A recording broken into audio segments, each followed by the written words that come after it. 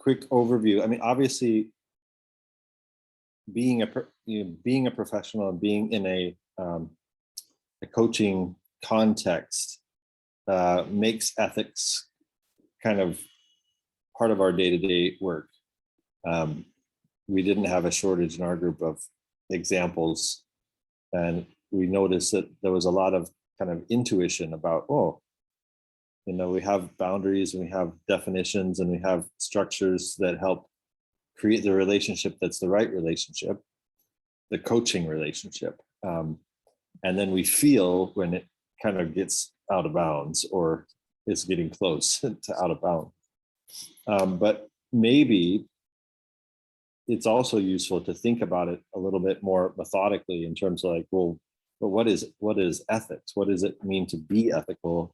And what does it mean to develop ethically? Because that's actually one of the ICF competencies, is that, that we get good at this.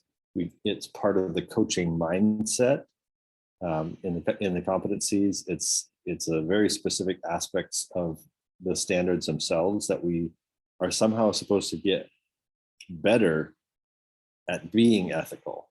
So then that raises the question, well, what kind of thing is it? And the most common sense explanation of ethics is still Aristotle. He hasn't been bested. And when I read the ICF Code of Ethics, I read Aristotle throughout him, like throughout those standards, because for Aristotle, ethics is a practical pursuit, and it's not theoretical. So he makes a very clear distinction to say that ethics is not about pondering or thinking about the nature of what is good or what is evil. So it's not a philosophical query, and it's not a spiritual query or religious query. We're not, trying to decide what is the good. Ethics is about how. It answers a how-to question. It is also a practical pursuit of a values-based goal. It's kind of the simplest way to do it. So ethics is a practical pursuit of a value-based goal. So you know what you want as a goal, and all of us as coaches, like, we're really good at hopefully, evoking that level of awareness in our clients. But essentially, what we do in ethics is not that different from coaching itself, because ethics itself is a pursuit of a goal, and it's a values-based goal. So we can't sort of say, well, a random kind of goal like I want to lose 20 pounds. That's not ethics. But when we say, I want to be a professional, then we're offering a parameter or definition of a kind of relationship. Or if I say, I want to be more equitable or just in my relationships, I want to make sure that people are not excluded, or, I want to be open to diversity. These are goals that are values-based goals. But the how-to question behind that is ethics, is, well, how do I get good at that? How do I pursue it? Those other kind of questions, the philosophical and spiritual, have their own place, but ethics is practical. It's always asking the how-to questions. How do I think in a certain way, speak in a certain way, act in a certain way, create relationships in a certain way, so that I can get closer to that goal? Does that make sense? So it's always got a goal in mind. It's not valueless. And then once you know what those values are that you're pursuing, then it's a sliding scale. Like, I am not suddenly 100% ethical. It doesn't work that way. There's no 100%. It's always on an approach to that goal of that ideal relationship of in my actions, in my words, in the structures of relationships that I set up.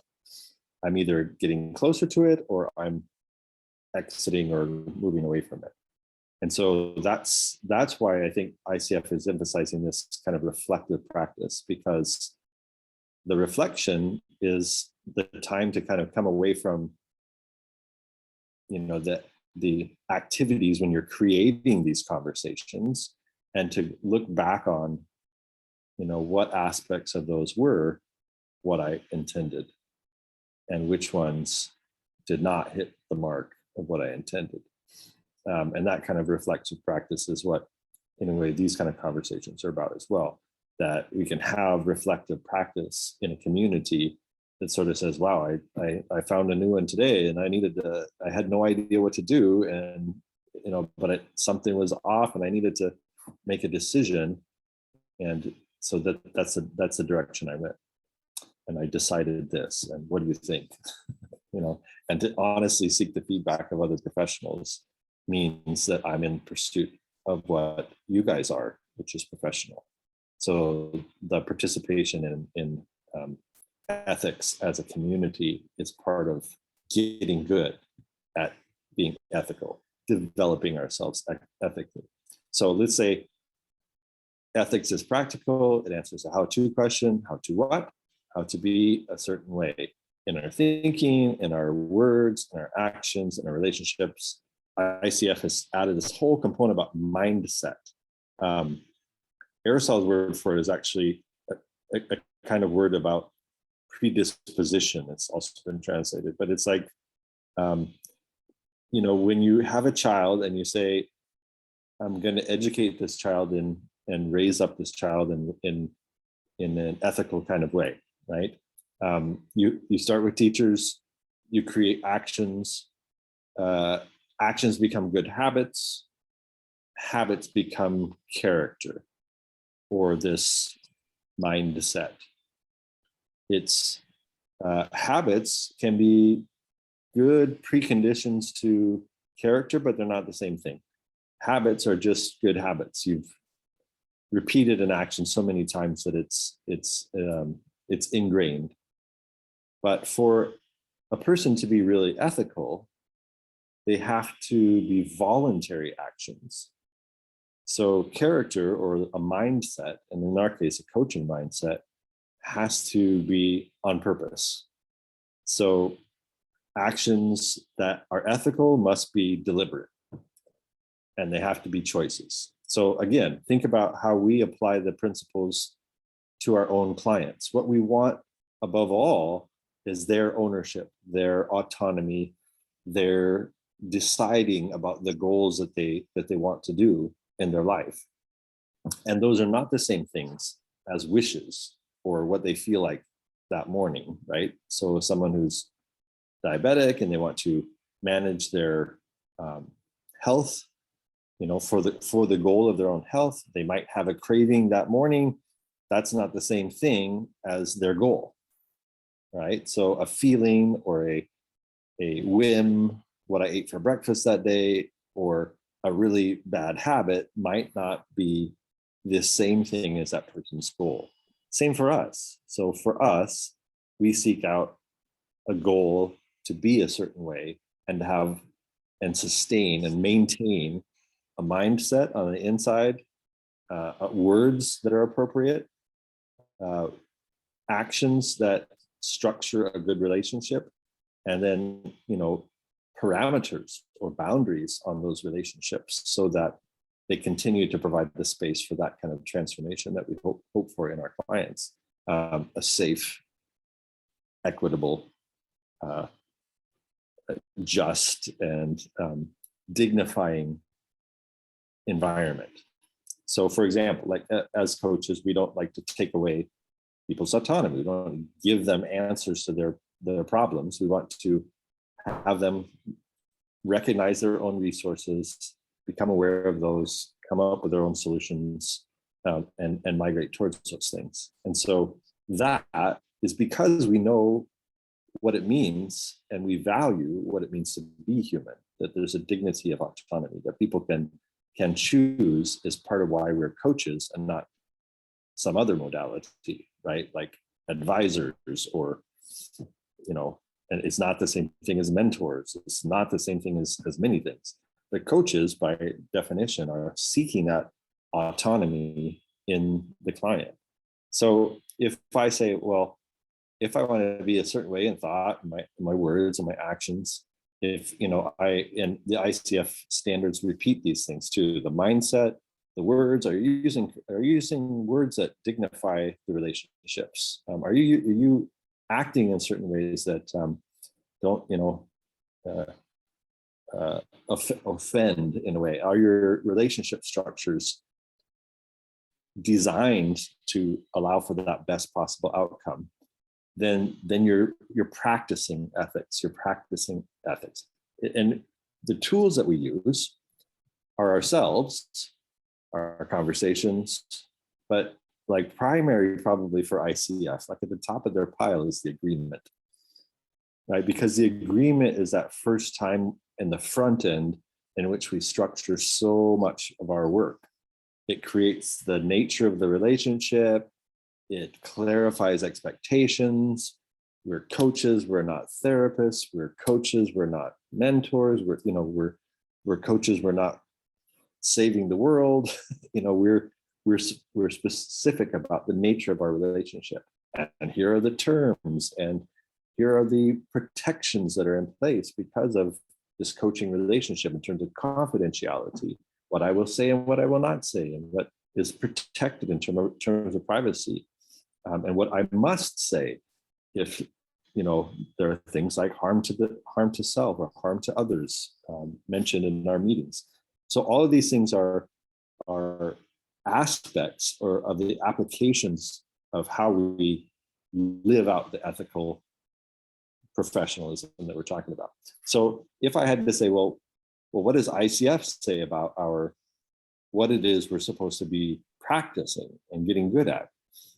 The four values is always where ethics starts, the core values. And so there's four in ICF land, and that's humanity, equity, collaboration, and professionalism.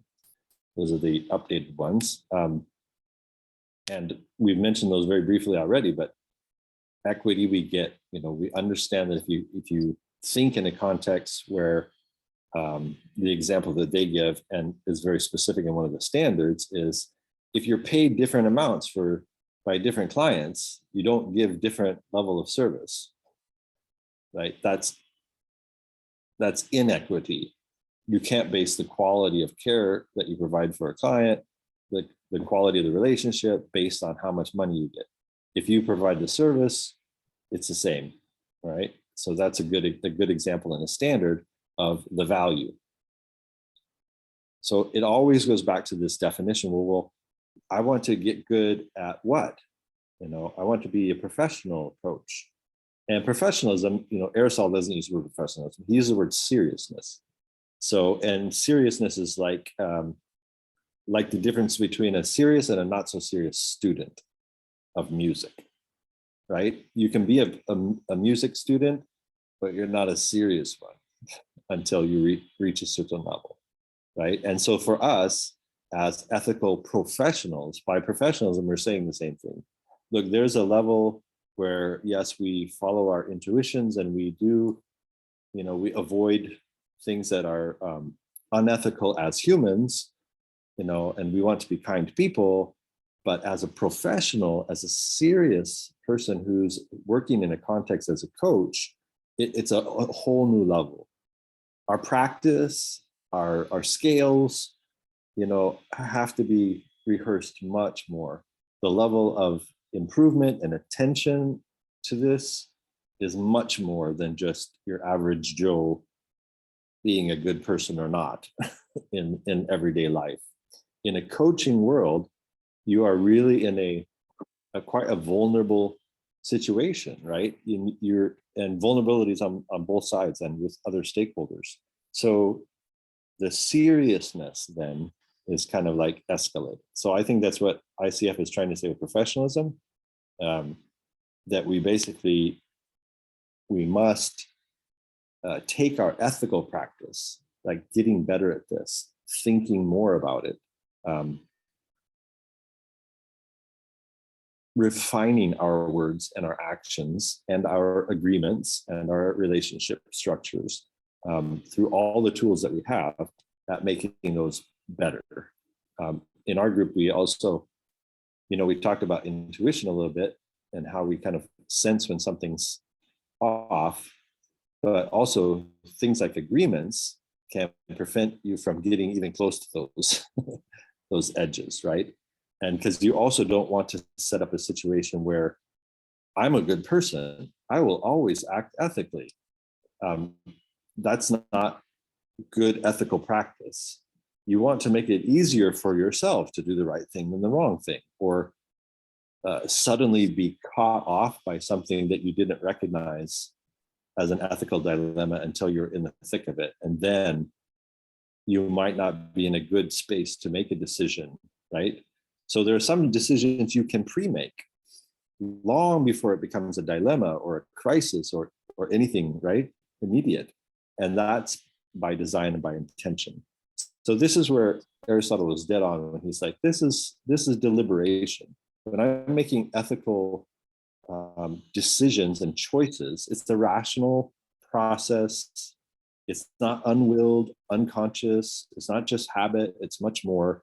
It's voluntary, deliberate choices about my aims, about what I hope to be as a coach. It's not how we reason about the ends, like, oh, is it a good thing to pursue health, or is it more important to pursue money? That's philosophical. It's more about how do we think through and practice the ways to achieve the goals that we've agreed on.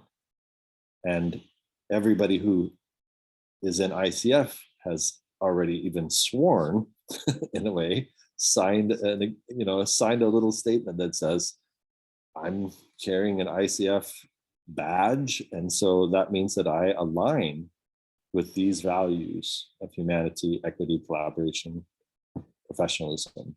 That means that I can't just go through my practice or my own professional development in an ad hoc way with ethics. I have to be on purpose. I have to be a serious student of ethics so that I can be better at this, so that I can prevent my getting into something that was poorly designed, or getting in the middle of a conflict of interest, or getting in the middle of an inappropriate client relationship, or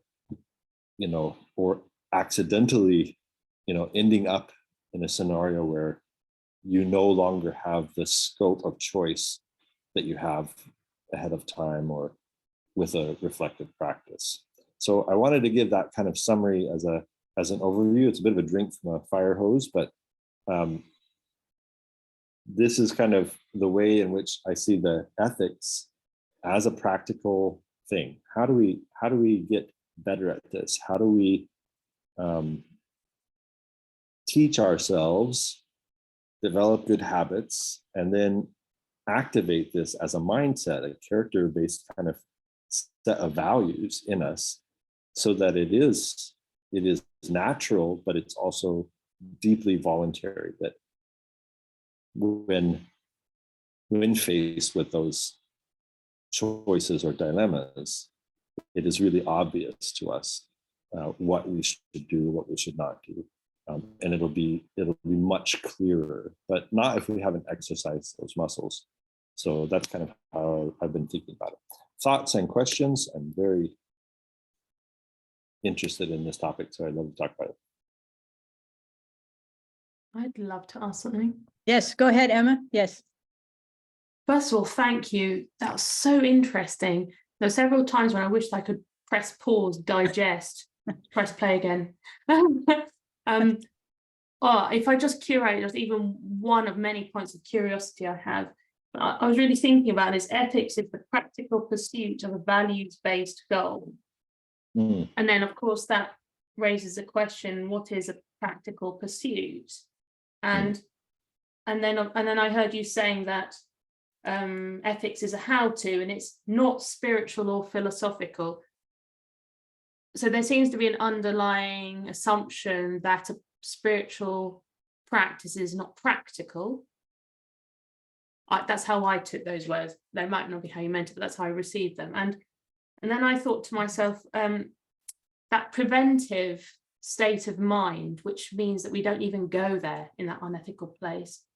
For me, I think that the way I try and achieve that is through a spiritual practice, because I feel that if I seek to grow in compassion and my understanding of what is a universal love, which for me is a spiritual pursuit, I am trusting that this will enable me to see the right thing to do in any given circumstance, to turn away the thing that's not ethical, to know how to respond in a way that's loving and aligned with principle.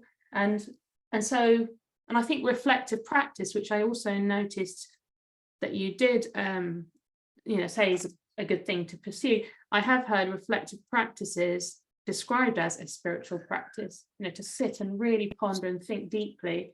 On one level, you could say that is a philosophical or spiritual practice. And so I guess, what am I doing? I'm wondering if we can weave a cloth where there is a role for spirituality in our pursuit of ethical being. I'm in 100% agreement with the need for that, because I don't think you can really bifurcate the person. But I think in terms of defining ethical practice in a professional context, it ends up answering the question how much more than what or why. And so those are the kind of clearer delineations for me. Ethics as a practice always has to start from those established. In a community of practice, you have to get to a common ground before you start practicing the ethics of it, right? So within ICF, for example, people from vastly different backgrounds who would answer the question why and what differently. But the how, we'd have to kind of get to a common agreement on, which is why organizations create definitions for identity and relationships and values, right? So they sort of say, well, this is what we are, and they offer definitions. Here's what coaching is. And that's why it's so important that they do offer a definition of coaching, because they're defining the nature of the relationship. And within that definition of the relationship, with its what it is and what it's not, they have a starting point. And then with their four, humanity, equity, collaboration, and professionalism, they have a starting point about how to do that. But they're not questioning whether or not it's a good idea or whether it's really that important to be equitable. That, you see the difference? Like that's a political and a philosophical debate in philosophy. It's not going to be questioned in a professional ethical scenario, right? We're going to just say, well, or even the question of, well, what do you mean by equity, right? That has a place, and that should be pursued, and that deepens one's internalization, like of their ethical mindset. Like I don't think you can have a mindset if you can have, like Aristotle says, you can have habits, but if it isn't voluntary and coming from a disposition in your person, then it is actually not ethical. But Aristotle also assumes, like, well, reasonable people, well raised, we'll start from there on some common ground, and then we'll ask the questions how. In other books, we can ask the questions, where do these come from, and why is it that they are the way they are, and how is it that we have the concept of humanity and dignity that every one of us believes in deeply, but probably deeply differently also.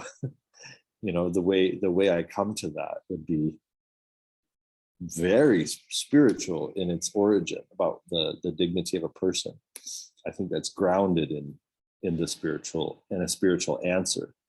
But I don't have to go all the way back there to have a common ground with fellow professionals who may come at that a very different way.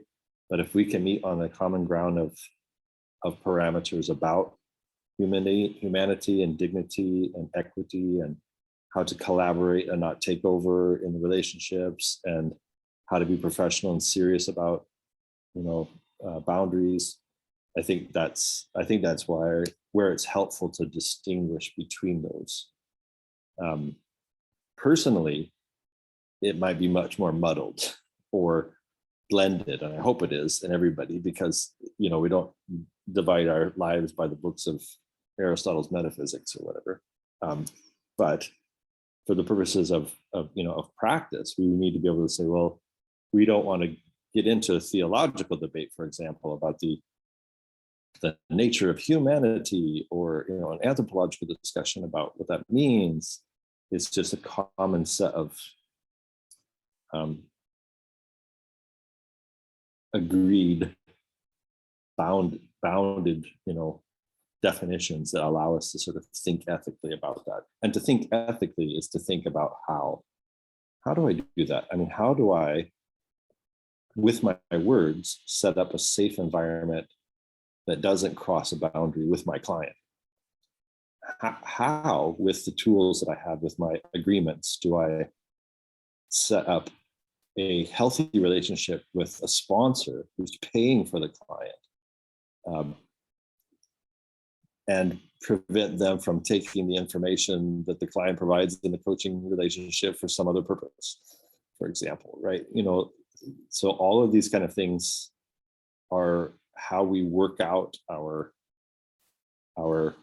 ethical grounds, and ICF is starting with those four. And, you know, those are, even if you're thinking about core values, those will be different in each organization as well. Each person will have a set of values that kind of govern their life and their drives as well, and their goals. But those four goals we've agreed to. We've said, look, to be ethical is to be practical in my pursuit of it. That means I want to know how. It's literally the word pragmatic. Like, how do I pragmatically make my actions more this way than not? That, you know, and so even you think about reflective practice, I'm assessing, I am measuring, like, I intended to have this kind of an outcome, a safe environment, and I did this action and it did not. So what do? Do I change my goal? No, I change my behavior.